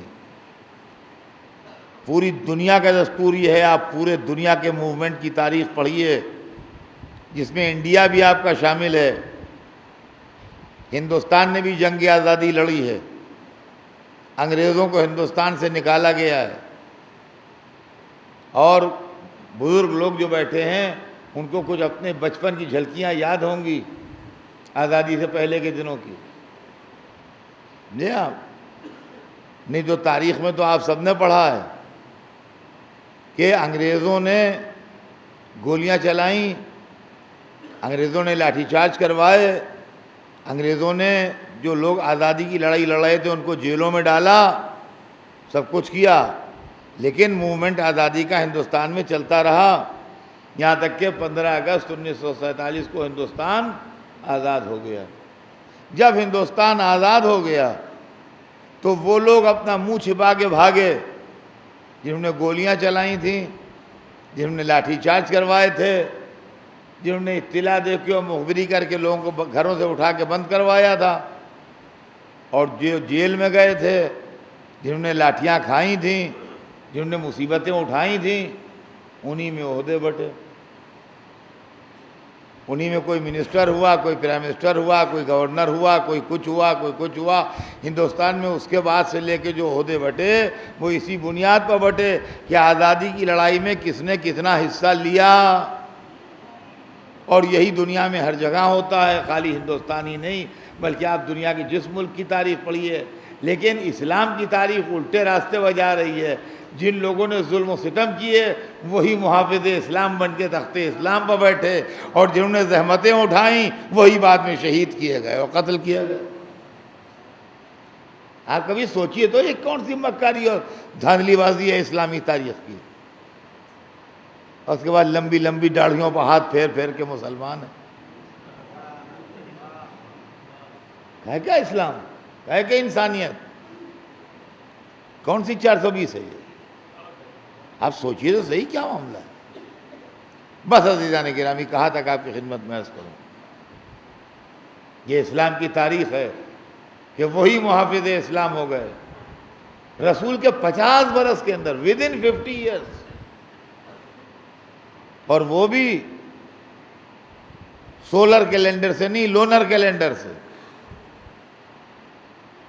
50 برس میں 1.5 برس کا فرق پڑ جاتا ہے۔ چاند اور سورج کے کیلنڈر کے حساب سے 50 برس میں 1.5 برس کا فرق پڑتا ہے،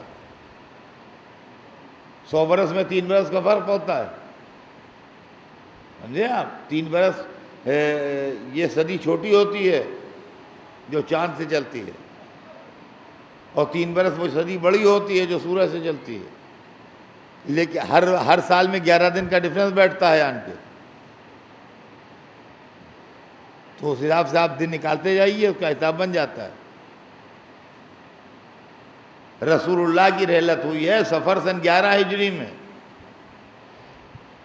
تو صفر سن 61 ہجری آتی تو امام 50 برس ہوتے۔ امام حسین کی شہادت ہوئی ہے محرم سن 61 ہجری میں، تو 50 برس پورے نہیں ہوئے تھے۔ کون سے کیلنڈر کے؟ چاند والے کیلنڈر کے، اور سورج والے کیلنڈر کے تو اور بھی کم تھے، یعنی 48.5 برس ہوئے تھے کل، کہ حسین اس قابل ہو گئے کہ 3 دن کے بھوکے پیاسے شہید کیے جائیں، اور یزید اس قابل ہو گیا کہ امیر المومنین و خلیفۃ المسلمین کیا کہ تخت حکومت ہو بٹھائے۔ کیوں صاحب، یہ کون سا انصاف ہے؟ یہ کون سی اسلام کی تاریخ ہے؟ اور یہ کون سا دین ہے؟ اب آئیے میں آپ کو سنا دوں بس، تاکہ میرا یہ چیپٹر کلوز ہو جائے۔ بیان تو کل بھی آگے بڑھے گا، لیکن یہ چیپٹر کلوز ہو جائے، لقد من اللہ علی المومنین والا۔ اس لیے کہ میں کہوں، آپ کہیں، کوئی کہے، کوئی مانے کوئی نہ مانے۔ آئیے میں آپ کو مولا علی کا ارشاد سناتا ہوں۔ نہج البلاغہ اٹھائیے، نہج البلاغہ میں ایک خطبے ہیں پہلے، سرمنس، اور سرمنس کے بعد جو دوسرا چیپٹر ہے وہ لیٹرز کا ہے، جو مولا نے خطوط لکھے ہیں۔ آپ دوسرے چیپٹر میں جائیے، ابو سفیان کے بیٹے معاویہ کو مولا علی نے خط لکھا ہے، اس کے اندر اپنے خاندان کا اور اس کے خاندان کا کمپیریزن کیا ہے کہ میں کیا ہوں، تم کیا ہو، میرا خاندان کیسا ہے، تمہارا خاندان کیسا ہے۔ مولا علی لکھتے ہیں، من النبی ومنکم المکذب، منا اسد اللہ ومنکم اسد الاحلاف، منا سید نساء اہل الجنہ ومنکم حمالۃ الحطب، منا سیدہ شباب اہل الجنہ ومنکم صبیان النار، لیس المومن کالمنافق لیس الطلیق کالمہاجر۔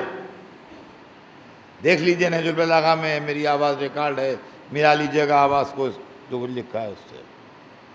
من النبی، نبی ہم میں سے ہے، منکم المکذب، جھٹلانے والے تم میں سے ہیں۔ منا اسد اللہ، شیر خدا ہم میں سے ہے، منکم اسد الاحلاف، اور جھوٹے معاہدوں کا بنایا ہوا شیر تم میں سے ہے۔ منا سید نساء اہل الجنہ، جنت کی عورتوں کی سردار بی بی ہم میں سے ہے، منکم حمالۃ الحطب، اور جس کو لکڑیاں